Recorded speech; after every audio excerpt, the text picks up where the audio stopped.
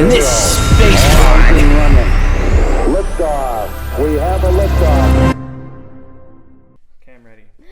All right, welcome to Space Pod, an intergalactic artist experience. See, this gets better every time. Yeah, that was good. I just feel like I could do something a little bit, streamline it a little bit better. Something that kind of rolls off the tongue. Maybe something like Space Pod. How's it? How you been lately? Like Space Pod. How you been doing lately? As of recent. And then the audience can come and be like, I've been doing good. I feel like that was your worst. Cool. We'll keep that one. We'll keep that one. And if there's a better one, we'll get a better one. But Okay, cool. That doesn't matter. What matters today is we have a beautiful, beautiful boy by the name of Mackenzie Cook. Some people call him Ghost. Some people call him Stock Market Guru. I just call him Papito. But yeah, bring him in here. Let's get him in here. Hey! Hey. Hello. What's up, man? Not much. This is quite an experience already. I really liked your intro, actually. Thank you. Yeah. Thank you. You're Yeah. such a great improv rapper. It just makes sense that you'd pop off. That's like what you that. call it, an improv rapper. Yeah, when it's bad, when it's just bad rap. Oh, you're very good. Don't at worry, it's bad improv. rap. Don't Okay, worry. I love it. Well, dude, what's up? How is you? So you've been in LA for the past like month-ish? Yeah, a month, 5 weeks or something like that. Cool. It's been good. It's been weird. Yeah, circumstances are the best. Yeah, I don't feel like you can really do LA. Not that I'm like an LA expert or anything, but I haven't really. We've just been in the apartment doing, COVID stuff. So, yeah, developing like a routine and keeping my music going has been, a struggle all of its own. But Yeah, I mean, we didn't even really introduce you of what you are. Yeah. Oh, yeah. Why don't you give us a little introduction? I'm Ghost, or Mackenzie, whatever you want to call me. I am a producer, songwriter, artist, mixer, mastering engineer at this point, as of the last year or so. I do a little bit of everything. I'm just a musician. Hell yeah. Yeah. I love it.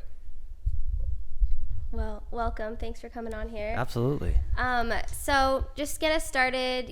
Just tell us a little bit about your backstory and kind of how you've arrived to this moment. Sure. Yeah. I guess starting way back, I grew up in Maine. I started playing guitar when I was like 14 or so. Well, first I found World of Warcraft, and then thank God my brother started playing drums. So I was like, oh, that's cool. And thank God I started playing guitar. My mom bought me this like a little like fake Stratocaster, and I got into a couple like experimental hardcore bands, and thought I was going to do that for the rest of my life. It's amazing. That didn't work out as well as it should have. We were good, but We almost got signed. we almost totally got signed. We were supposed to head down to New York, but We'll have to find some like old videos and just like Oh, flash them into there's the podcast. there's some old stuff. There's some old like, I was in a couple bands like that back in the day, and then I just ran off to college. Sort of didn't want to, but I ended up at Vassar College in New York, where I met my classical guitar teacher, who was trying to teach me all this like, actual classical stuff, and I was just super not down with it. And one day he was like, you don't want to do this, like, why are you in my class? Because it was one-on-one lessons, and I was like, I do not know. And he was like, is there something else I can teach you? So for the next 3 years, instead of teaching me classical guitar, this guy taught me how to use DAWs. He taught me how to use Digital Performer and then Logic. Wow. What a cool guy. Yeah, Terry Champlin at Vassar. Shout out Terry Champlin and Chris Connors, who we still work with. That's crazy. Yeah, Concrete Sound. I sort of got my start in the technical side of music at that point, and then it was like a no-brainer. I finished school, thought I was going to be a writer, realized that I didn't get up every morning wanting to write. I way preferred writing music, so I just started trying to build up some money to like start doing that.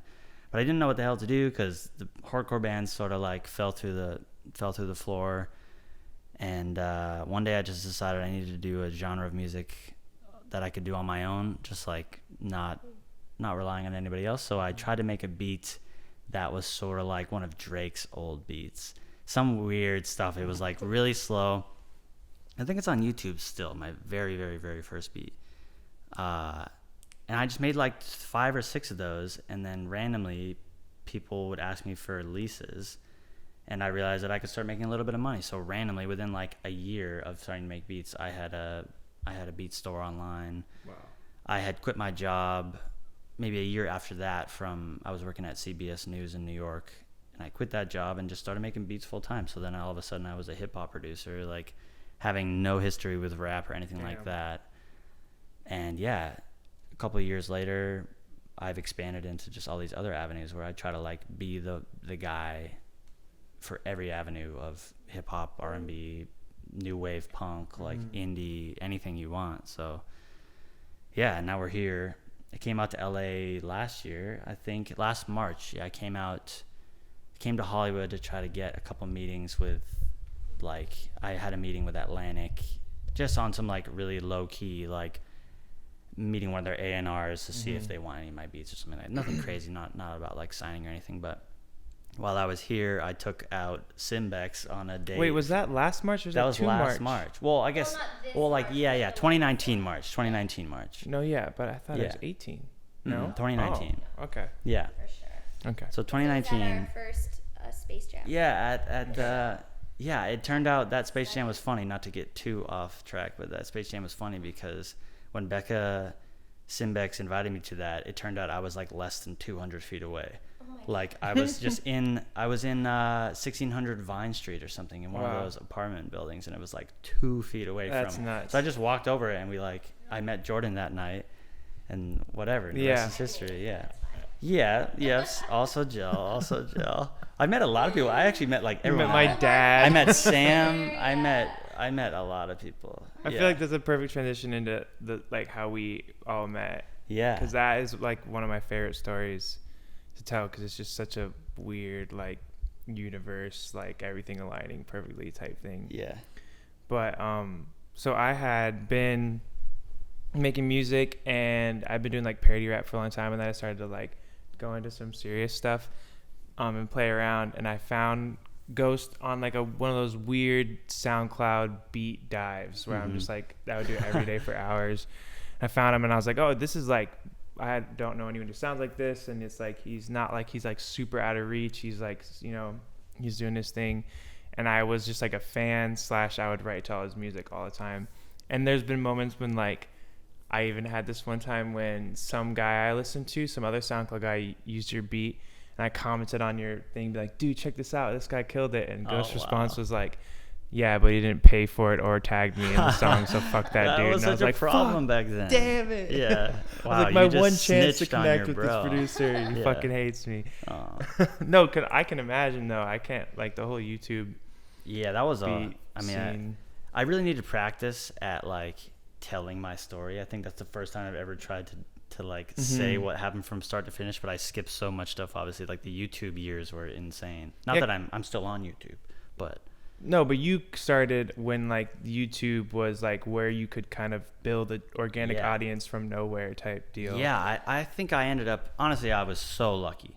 I was good at making beats like pretty much right away, which was also just like such a blessing. But I also started it at like, I don't want to say the prime yet, but like right at the beginning, maybe a year or two after the beginning of like the YouTube beat boom was like the type beat thing, which is like a term I freaking hate. But just because it's so ludicrous, like it's just a beat and you're just marketing it. Like, don't be ridiculous. But it's a clickbait.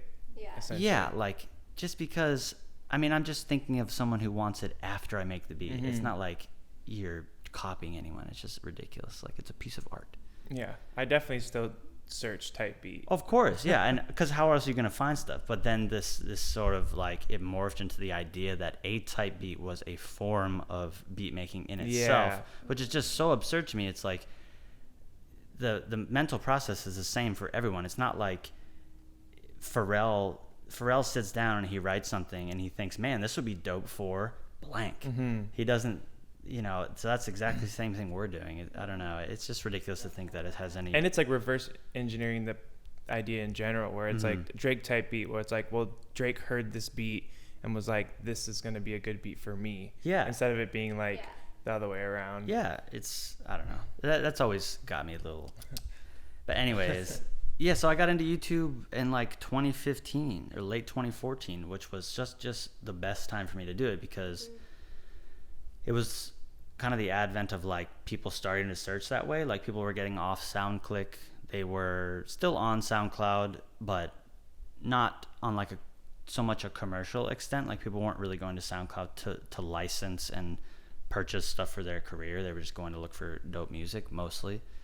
So it was like, holy cow, I'm on like my 10th beat I've ever made, and I just put it on YouTube and it gets 1,000 views a day or something. Like it's really, really absurd. That's not really, I don't want to say it's impossible, but it's very difficult today just because the industry, it's super saturated, and it's sort of other sources of money are involved now, like ads, and not that they weren't back then, but it's easy to rack up plays that you didn't like organically earn, things like that. So back then it was just like, okay, if your beat is crazy, or if it fits, or if it's just weird and people seem to dig it, it catches this momentum, and all of a sudden you have a career. Like it's really ridiculous. Remember, there's this one beat I put up called Feeling You.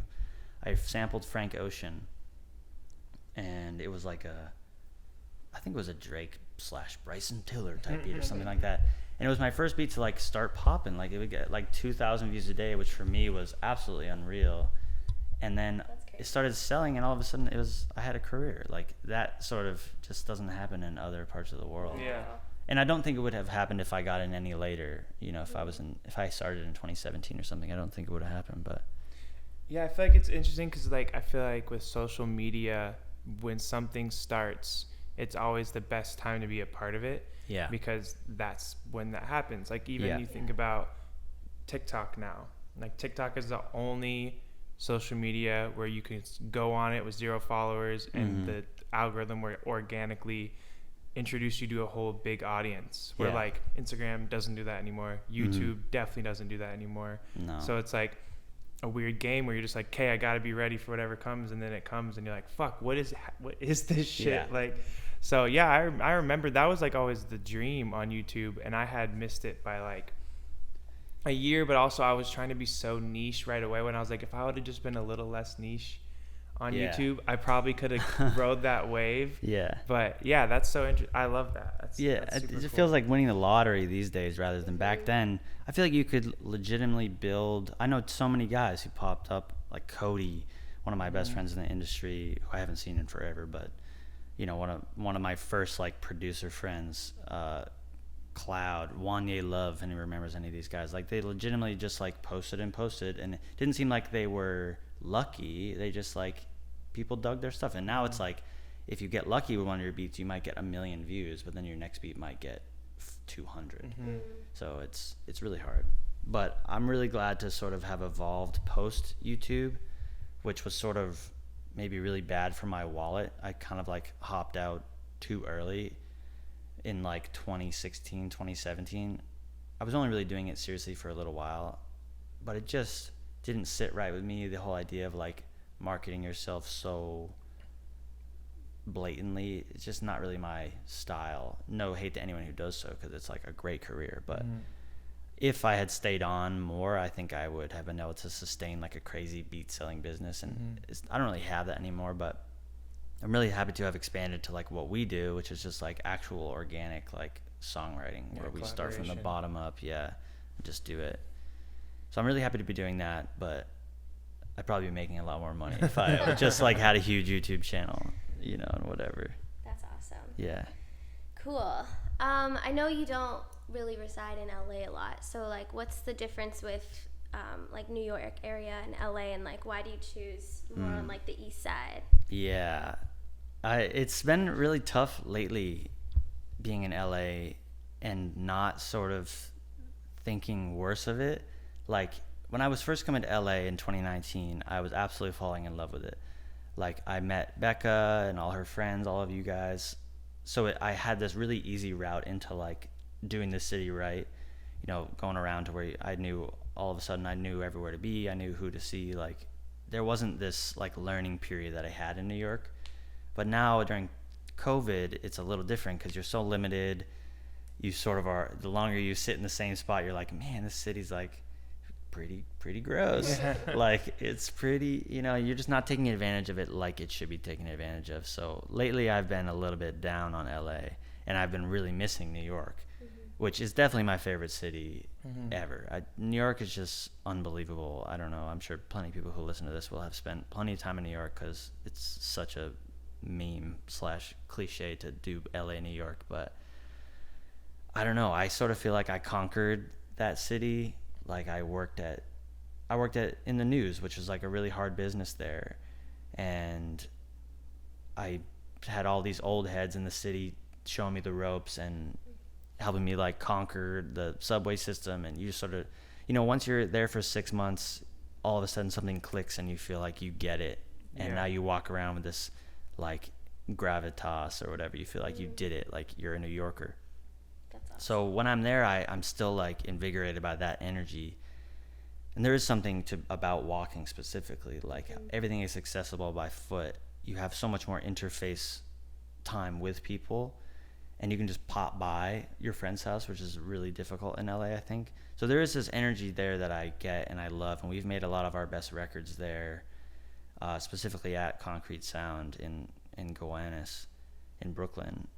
And I don't know, I go back and forth to where I would want to like plant myself. I'm sure this is like the most classic decision every artist has had to make, and everyone's going to cringe at me describing that disparity, but I don't know. I think I see myself long term in New York, at least from like a working perspective. Totally. Just because there is something, the whole city feels like your family, and a lot of them are like your asshole uncle, but you love him. He like has a little too much eggnog at Christmas, but like he lights the tree on fire or something, and it's funny as hell. And then you can just, I don't know, New York is just something so special. But maybe that's the not having been there talking. Well, yeah, I feel like when I hear about New York, and I've been in LA for almost 4 years now, like New York and like Chicago and Atlanta, they feel like they have this, Toronto, they have these almost mature like roots, and like it feels like the family, and it feels like there's like a mature culture, where like in LA it feels like you go to LA and you just have like, you're just overstimulated in a good, and it's a good way. There's a lot of opportunity, there's a lot of energy here, but like it still feels like it's a bunch of people who don't know who they are, and then pretend that they know who they are. Where I feel like New York, it's like, we're fucking New York, we're Chicago, we have these like, we all went through something together. Where LA, we're all just like the whole time. So, and it's very expansive, so it's like you need to find your people and like dig for that, and then like stick to that, because it's hard to, it's like, it's just everyone's so spread out, and then the areas of like downtown, like even the other day when Biden won, we were like, where do we go to celebrate? Like, I know, where's the downtown? We don't like, our downtown wasn't popping that day, and then thank God Silver Lake was. But we had to find that. We had to work for that, and that's fine. And it's not to say there aren't plenty of those people in New York who came to the big city to chase their dreams, and they don't know anything about the world, and they're struggling just the same as people here. But there is this sense of being a New Yorker, or being a Chicagoan, or I don't know how you call it, an Atlantite, an Atlantan, whatever. We got friends in Atlanta. Like, I don't feel that way about LA, but I also haven't like done the city like you guys have. But I don't feel yet that LA partially defines who I am. Whereas when I'm in New York, I feel like being in New York and knowing New York adds to my character. Like, it makes me who I am 100% more than this city. Yeah. But that being said, plenty of people are here like living their dreams, so like you can't really hate on it. Yeah. I feel like for me, I still feel like I'm Canadian. Like, I still feel like Canada defines me. Yeah. And then like our work defines me as well. Not technically like the LA culture. Yeah. Yeah. 100%. But that being said, the city could be incredible, and not to make this like some like discussion about policy or anti-LA at all, but Yeah. I feel like LA could be the best city on earth if it was just easier to get around and there were 50% less cars. Yeah. So like, let's just do that. Just real get a better quick. transportation system. That's it. Please. Because It's weird because it's how it's laid out though. Yeah. Like it Yeah. really is just so spread. It's so large. So yeah. Well, that's awesome. Why don't we? That was great. First half. Why don't we take a little break? We'll thank some sponsors or lack thereof if you want to sponsor. I'll Send that sponsor. email. And then we'll get right back to it. So how would you do it? Some pills or a bullet? So how would you do it? Some pills or a bullet? I can't decide yet. Maybe there's hope. How can I sort through what you said and done? I fucking built me a frame before my painting was done. Like I told you, I can't compose yet. Eyes turned to stone. Let my friends take everything that I own. So how would you do it?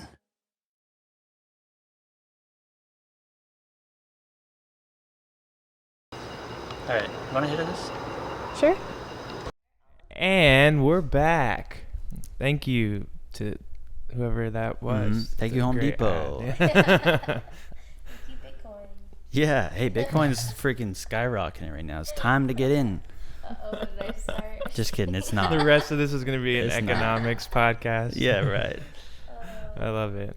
Well, why don't we get into something a little fun? We'll start this off by saying one of our reoccurring questions. Again, we didn't tell you what it was beforehand, so you got to just think of it on the spot. Okay. But, you know, it's organic. It's That's good what we like to practice go for when for I'm here. famous and, Yeah. and people. I'm doing this every day. If you were a cartoon character in real life, which one would it be, and why? A cartoon character in real life.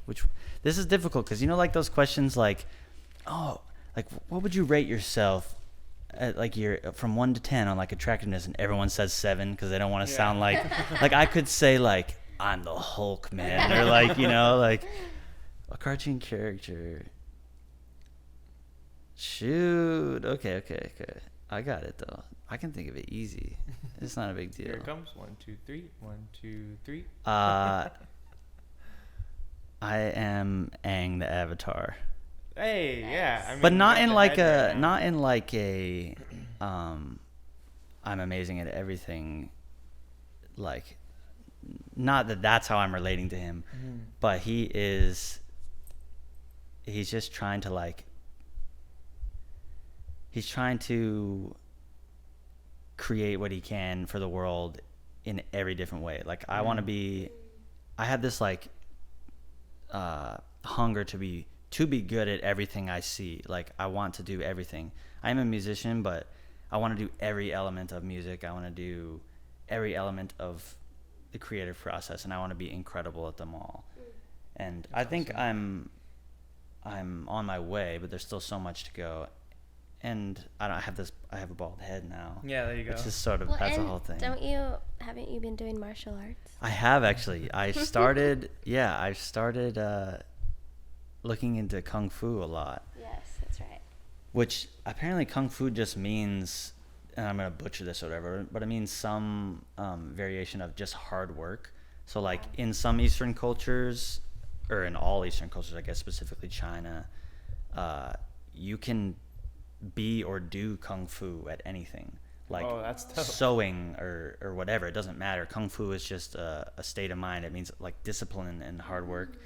But obviously it's also the martial art, and probably the most like one of the most formative, if not the like most foundational martial art. So I've really just been interested. I really like that it's so old and that there's so much wisdom in it, as well as a lot of like deceit and like wrong history and whatever. And I'm sure China's like entrenched in all the same horrible politics that the US is in. But I like looking into old things and why have they survived, and like why do people use this to like define their life. This discipline defines so many people's life, and just also just makes them healthy, which is just fantastic. But I'm so interested in it. So yeah, part of actually watching Avatar again, I watched it once when I was a kid. Then I watched the next one, Korra, with my little sister. I have two little sisters. Like, wait, how old's Julianne now? She's gonna be 17, I think, in December. Wow. Sorry if I get this wrong, Jules. And then Lindsay she was born in 2000, so she's gonna be 21 in January. But I watched it with them when I was like 20 or something, and then I watched it again with Becca recently, and it just made me realize that I am interested in like seeking out, sort of separating a little bit from just Western stuff. Not that I have like hatred for how. But it's the roots of Western stuff, because all of it that has come here. Like you want to. That's same with yoga. You know, that's why people go away to learn yoga, not always just learn from what's been brought here. Mm-hmm. Yeah. Yeah, and it feels so gratifying to look into. I'm sure that's a little bit self-serving. Like, you know, you just feel good because you're breaking out of your mold a little bit, but it does feel good, and it does work, you know, these practices and these disciplines, and I don't think that can be disputed. So I'm going down that road and seeing what the heck that's all about. That's awesome. Yeah. On that note, like, what other kind of rituals have you instilled lately during, like, you know, this whole pandemic that has kept your mind right? Yeah, that's a big one. Although I've been having a really difficult time doing any sort of routine or ritual lately, and one of the big problems is that I keep going back and forth between my home in Connecticut and any time in New York, and then to LA. I am not particularly good at discipline or routine, and so when I do it, I have to try really hard. Like, I have to have no obstacles. Like, I kind of have to have full control of every part of my environment, which I do in Connecticut. Like, I don't even have anyone sort of relying on me. You know, it's like when I want to do something, I'll do it. So when I'm there, I can kind of get in this cycle. I'll do, whether it's like an actual workout involving Kung Fu, or whether it's like Qigong, like their active meditation or something like that. I'll do that. I'll spend as much time outside as I can, because I have this like nice little yard. And then I'll try to have at least one like little breakthrough in music or in my career a day, whatever that is. You know, maybe that's some little revelation about a sound I want to make, and maybe that's all it is for the day, like me realizing that I want to do something. Yeah. Or maybe it's like actually writing a whole thing, or maybe it's when I'm back there, I was in sort of like a good place with that. That was a little bit of my routine. It was like Kung Fu, just sitting outside, which is so refreshing, and like people aren't able to do, unfortunately. And when you don't do something for so long, it does seem like you kind of forget that it feels good. Yeah. And then obstacles that prevent you from doing that are successful at doing so, because you just don't really have the association with that, the thing, and the good feeling. So I've been trying to like do the things before I forget how good they feel, you know. But when I'm here, it's been hard. I don't know. I have such a great time because me and Simbex just get along so well, and we just like have a blast. But as far as like my personal routine and my like personal health, that's honestly been a little like been a little scatterbrained. I haven't really been doing like my classic stuff, because in my anxiety and all that stuff, I don't feel particularly at home, just because I'm technically on the move, even though I'm here for like 6 weeks. So yeah, I guess nothing here. It hasn't been very easy to keep that going during all this. Yeah, because I feel like when you, like, let's say you go home, like when I go home for Christmas for like, you know, a month or something, I kind of like am able to adopt the idea that I'm going home, and this isn't regular life, and so I don't have the pressure of like, so if I like, you know, drink 5 days in a row and wake up at 12 or like that's already your peace of mind of like just being that is exactly it. But when you're here, you're still trying to work. Obviously you're trying to have experience because like you're seeing Becca and stuff, but like here you still have that pressure to like, it's not a vacation necessarily. So then you feel weird. So maybe it is just like giving yourself a little bit more of a break, like recognizing that you're not here for 6 months, and that like you don't necessarily, as long as you're still like doing certain things and like taking advantage of it being in LA. Again, it's pandemic, so you can't take advantage of certain things. So maybe that's where you go like, okay, I can't really have a routine as long as I can like, you know, make sure I'm mentally like taken care of. Then it's not as important. Yeah, and I am okay, like, you know, because it is so nice here, and we have everyone we need, like, in our friend group and stuff. So it's not like I'm really struggling to that extent. But yeah, there is this like mental battle to decide whether I have to like succumb to the pressure to do my normal thing, or whether I should accept it as more of like a interim, like, not necessarily vacation, but at least temporary situation. But it's just getting harder and harder because I keep spending longer and longer here. It's like 6 weeks here, 5 weeks at home, 6 weeks here. So, and it would be easier if I was better at my job. Like if I was better at getting stuff done. Like if I didn't always feel like, damn it, Kenzie, like I put out like 7 songs under my ghost name in the past like year and a half or 2 years or whatever. Like I have so much stuff ready to go, and I'm just like sort of not doing it. So, you know, it's like that anxiety of being behind is also just a big part of it, because I do need to be like more disciplined. I think that is a good transition to the question. Like you produce and like engineer and you do that stuff with a bunch of other artists, and then you also have your own personal music. And it's something that me and Jill talk about often, because we have space visuals, and space visuals is something that we provide for other artists, and of course we're still being creative. But it's almost like this, like a lot less pressure. It's a lot less vulnerable because it's for somebody else. So then we're able to like sometimes take risks on certain things, and we don't feel like we're sharing this crazy part of ourselves. But then when we have our own personal stuff, like she has Valente, and I have music with Pseudo, it's way more pressure, and you're almost way harder on yourself to release that stuff. And you're always like, oh, it needs to be perfect, or that's not good enough. And like, so it seems to be like way harder to put that out there and to like release it to the world. Do you feel like with your own music it's the similar thing? Yeah, I think I feel exactly that way. And I think now that we're like talking it out loud, I think I have this like a paralyzing anxiety about that, where I have 2 I think really wonderful songs, like waiting to have the work done to get them finished. But that anxiety is exactly what I think stops me from having them number one on each day on the to-do list. Like the production stuff always goes above them, even though that's not necessarily that priority in my mind. I do want to be Ghost for everyone, like the artist, just as much as I want to be Ghost the producer. But yeah, this fear that my vision is not going to come to fruition, that it's not going to have the unique quality that I desire and that I love in so many other artists. Like, holy cow, how did you reach this point? Why do you sound like nobody else? Like, do I sound like that? Like, can I sound like that? I have this fear, like, of digging into the project and just not knowing what to do next, and I hate that feeling.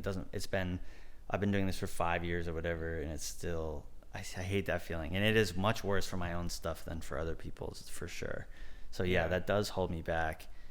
I feel like once that's a little bit conquered and I have more like wins under my belt, like sort of a more of a winning mentality with my own music, it'll be easier to get through that obstacle. But right now, yeah, it's pretty hard.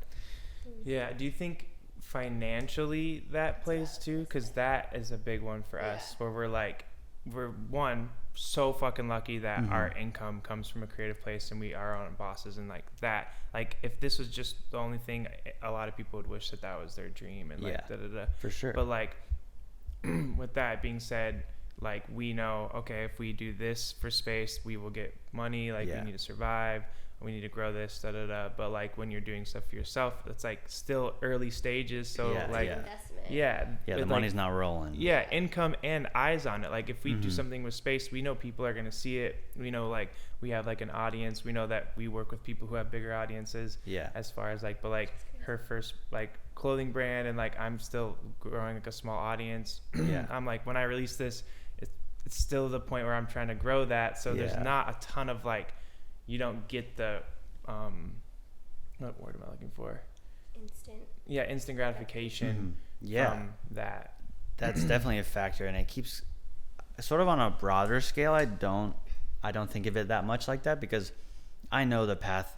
Like, I know I make good music, and we work with plenty of people who make music at the same level as us, and they have put in the work and built the audience. So I know, like, the line from A to B for Ghost as an artist is pretty straight. Like, it's totally doable. The building blocks are all there. So I'm not, like, crazy worried about it becoming successful, like, financially, because it definitely can.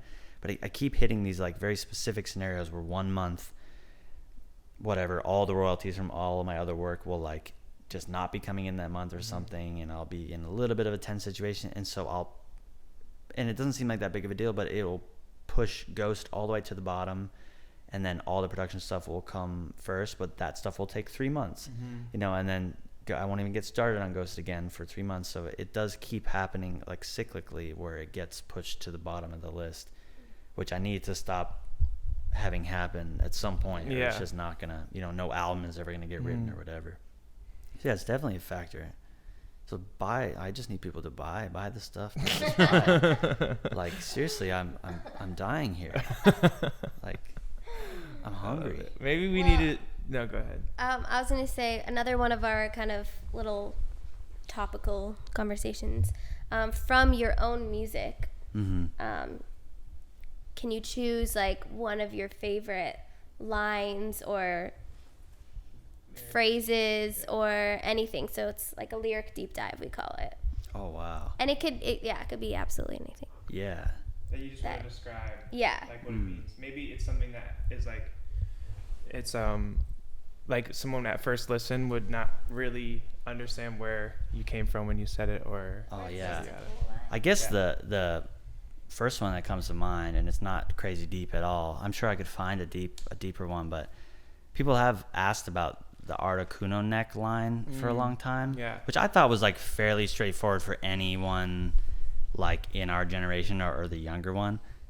It's really just me a little bit saying that I have money, in the sense of, like, I have an iced out neck, because Articuno is a legendary ice Pokemon, which I feel like everybody should know.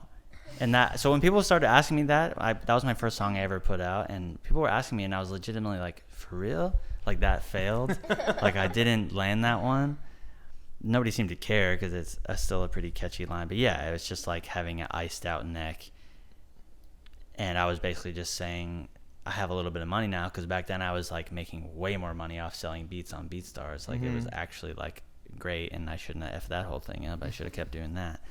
But anyways, so yeah, that whole line to me was, like, pretty simple, but I had to explain that one a bunch of times. I love it. But those are always, like, great, like, when artists just have, like, things that sometimes they'll only pick up, so it's just like your little Easter egg too. Yeah. But also, you're using, like, it's like a metaphoric line that doesn't describe it instantly after, which in like a different form of rap would be like, my neck is iced out. Yeah, so it's like two layers. Yeah, you're just, like, saying it, which again is my favorite way when artists do that.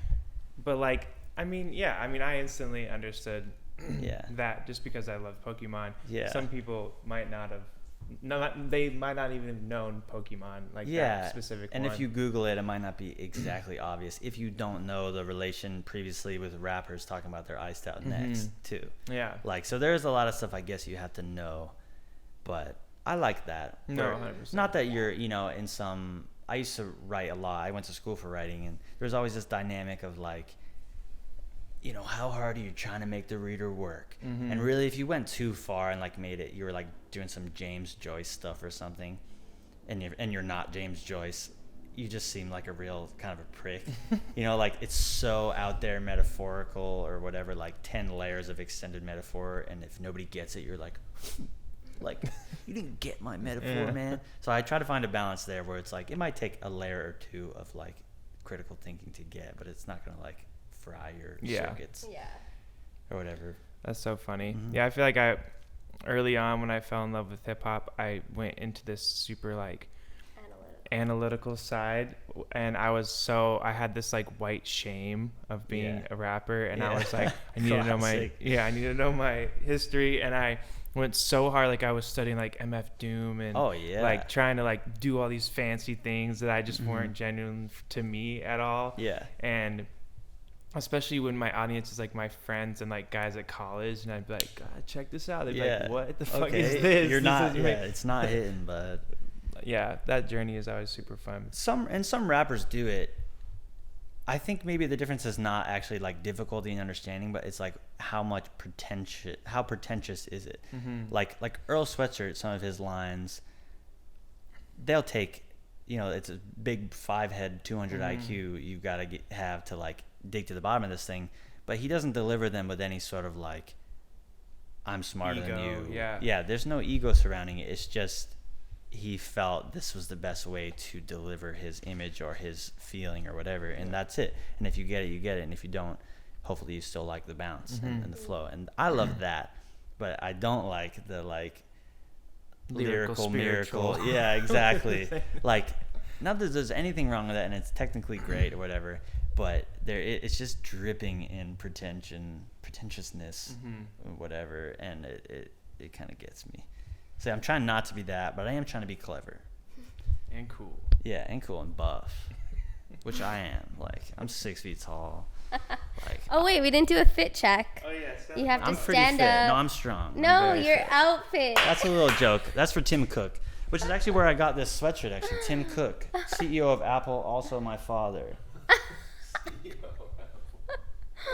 Fire. Fit check. We need like a little thing Yeah, that like little- circles them. We'll just get a Roomba and you can A stand Roomba. up. The only place I get clothes from my dad's days as a race car driver, Nice.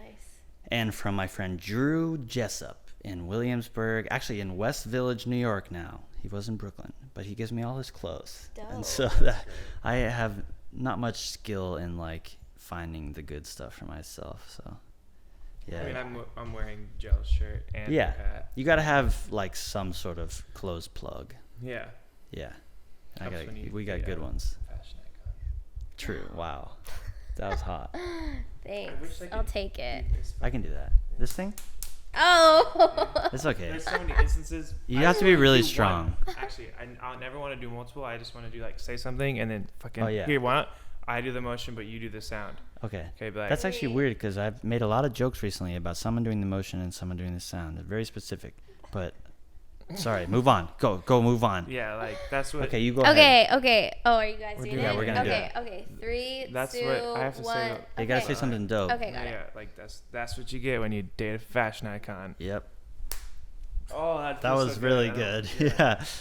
God, I'm so good at everything like the Avatar. All right, moving forward, kind of just to wrap this up, what are some like future plans or things that might be coming out? Oh my gosh. you know? I actually, our friend Jordan Bell, we had, shout out Atlanta. We love Atlanta. Jordan Bell, I had about an hour-long talk with him yesterday, just trying to get my head wrapped around all the stuff we have coming out. Because I love to have 1,000 projects going on, but I'm also so bad at having 1,000 projects going on.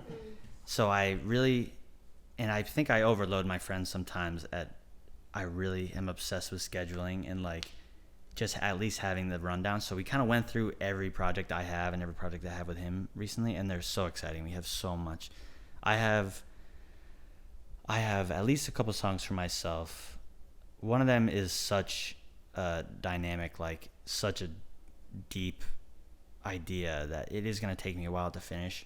But I have the whole song vocally written out. I have the beat per se, but there's like so much stuff I'm going to do to it. So many layers. I'm writing an orchestra score. There's like a lot of stuff that's going into it. So that one's going to be like a bit of work, but that's in the running. I'm doing so much stuff with Jordan Bell. We have like 800,000 songs. Some of them I'm just mixing for him and mastering or whatever, but I just love to be. He pumps them out, and yeah, he just does. People are going to be so surprised at how he pumps it. They're going to be so surprised. Yeah, we just got a lot of different can stuff pump coming it. out, like some That's really different exciting. sounds. And then I have at least 5 or so songs with you, me and Pseudo. We're going to cook up here soon, of which we have like a couple ideas already. I have a bunch of beats that are waiting to be hopped on. I'm really trying to actually be a proper producer over the next few months, and actually like I don't want to get too far into this obviously, but I just really haven't taken the traditional avenue of most producers and like tried to get industry placements, and it's just ridiculous. Like I'm sitting on a catalog of like 200 really good beats, and they need to be hopped on. So I'm putting some of my effort in the near future toward getting like more industry placements, like more Little Sky stuff or more, stuff like that. Cause I really think the tracks deserve it, but I have Pseudo tracks, Jordan Bell tracks, more Simbeck stuff is coming. Pretty Pathetic is coming. Tone Sinatra, I'm still trying to get some more stuff with him. This young kid, Chase Shakur, I have a song with him actually coming out in December. So I produced it with a kid named Rain, who had the original beat and sort of let me take over. That single's coming out. It's called Whip Appeal 06. Yeah, there's so many projects. That's amazing. Yeah, Atlas, we don't have anything set to release, but we have a lot of demos and a lot of like stuff in the works. Don't know like the time on any of that, but yeah, so like I want to say there's like 50 songs that I'm involved with or something like that over the next few months. That's incredible. So I That's need wild. to get this discipline thing under. I was gonna say, Yeah. why don't we start like you have like a exercise thing with your friends, or like, hey, let's all keep each other in check. Accountability. Yeah, accountability group totally. where you're just like, I need to know what you're doing, and if you're not releasing it on this day, or it's not finished, or I don't have a demo in my inbox, then Dude, yeah. you get spanking. You're getting two spanks. And I feel like I need the opposite of that, like someone to keep me. No, that's true. I never Yeah. brought that up because you were talking about, again, we don't need to go into a whole new segment, but we were talking about discipline, and I'm the same way, where it's like I'm just like very easily don't want to do things, and then I wake up at like 10 and Jella's already been up since 6, and she's like worked out, done yoga, she's like answered all our emails, and then like shipped out clothes, and like I'm like, oh god, like fuck me. So like I have this natural, like she always does that, so then I can like allow myself, like if I lived alone, like it would be a fucking nightmare, which is crazy because that stuff feels great. Like when we do the stuff, it feels so good. But I'm depressed. That's hard. And that's we'll end it right there. Sweet, thanks. There you go. All right, guys. Okay, what are some like handles people could find you at? Well, yeah. I wish I could say I have the @ghost handle, but this bastard won't give it to me. So, and also the produced by Ghost handle is some imposter. There's so many friggin' imposters, even though I'm not even famous. Like, how does that happen? Ghost. Anyways, my handles are all @GhostGhost, and Ghost is spelled GHXST. So just do that twice, and you'll get me. Except for on Spotify. I knew it was gonna rhyme, and I gave it the tone of the rhyme, but I hated it right after, and I hate myself. You'll get to me. But yeah, But it's Ghost. Spotify is just Ghost. Spotify is just Ghost, under lowercase on Spotify. It's me, my face in black and white, and Spotify is Ghost, Apple Music is Ghost, and all that, and everything else is Ghost. We gotta get a visual going for your next. Yeah. Oh yeah. Also that I have a visual planned with Sid as well. Yeah. And then we're gonna get some stuff going. There's so much stuff to do. I also have a music video. Actually, never mind. I have a music video already that I shot for myself. VHS style? Yeah, VHS. Fuck yeah. Nice. So, Good. yeah, that's it. You can find me there. Fuck yeah. Well, thank you for coming, Yeah, dude. thank you so much. Papito. This was so fun. This was great. I'm excited. Life's good. Yeah. I'm always bad at it. All right. All right, thank you, and we'll see you next week. Love ya.